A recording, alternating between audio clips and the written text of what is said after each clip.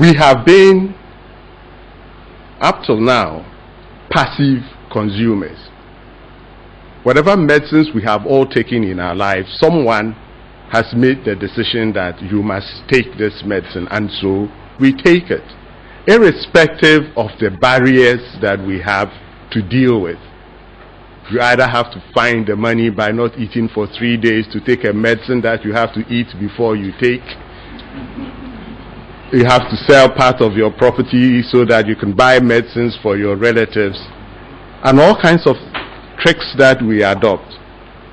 You do this in the context of not really being aware of the complex processes that result in you being able to obtain that medicine, and the fact that some of the practices involved, which you are not aware of,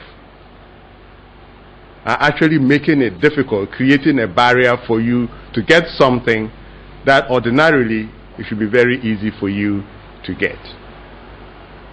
We've spoken about META in terms of transparency. I have a personal disaggregation of that acronym. I think that the A should not be alliance. I think that the A should be accountability. That we will have medicines, transparency, and accountability alliance. This morning, accountability has not featured very strongly in our discussions, but I think it's an important aspect of META's work, and you should not forget that.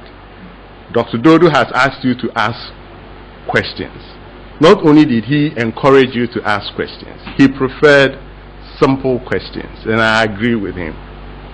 So ask why, if Global Fund is providing subsidy for anti-malarials, and so Ghana, at least in the public health sector, is getting anti-malarials at a reasonable cost, why health facilities should request national health insurance to reimburse them at the market price? It's a very simple question. It's very interesting, the answers that you will come up with. And this is just an example I am giving of the way to look at issues and the way to ask a very simple question that may result in plenty of fights. Be ready for that. So the question may be simple, but you can trigger a whole chain reaction that in the end you'll be very happy that you asked that simple question. Your roles, I think, must be much clearer to you now than before you entered the room. And I'm expecting that your expectations for this workshop is actually beginning to change.